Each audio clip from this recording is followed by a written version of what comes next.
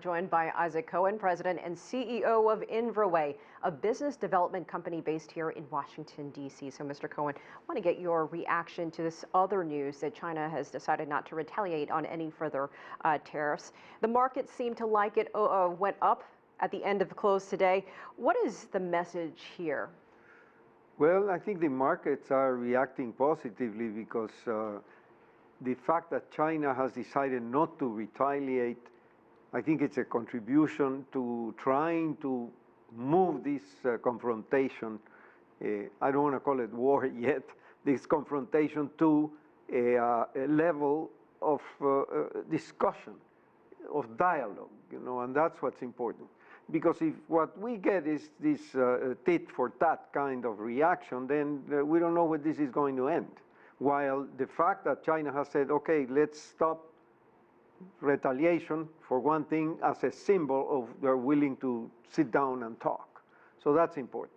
The U.S. President saying that trade talks are happening at a different level. We have not heard the latest on that at the moment, but what does this mean?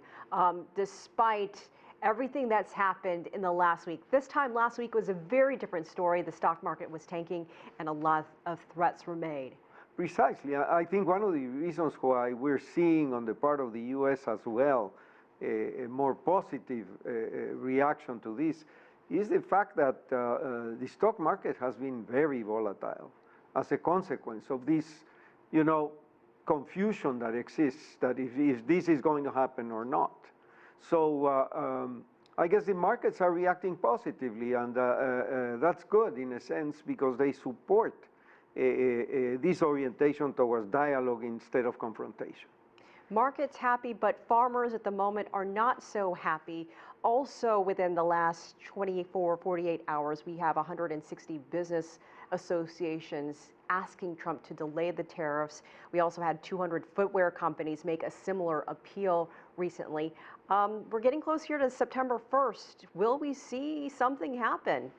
I think something has to happen because you are absolutely right. Farmers in the United States are hurting.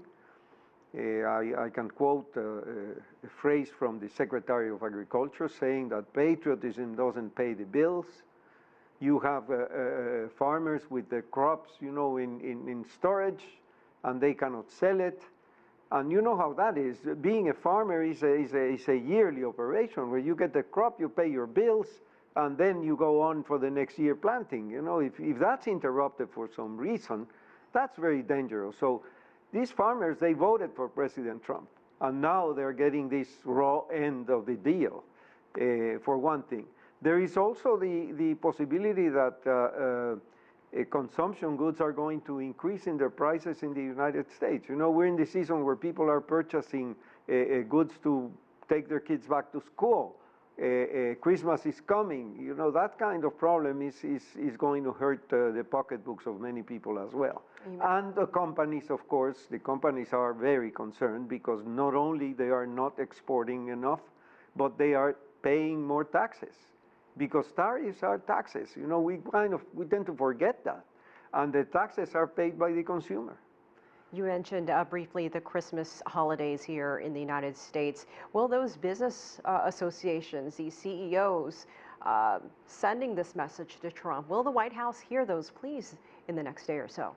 Well, the president apparently heard the message because he said that they were not going to put the tariffs, the next round of whatever tariffs they're going to put, precisely to avoid an increase in prices over Christmas. So I think the message is getting across. And that's positive. And I think the markets are verifying that, and that's positive as well. Isaac Cohen, thank you so much as always. We appreciate your time. My pleasure.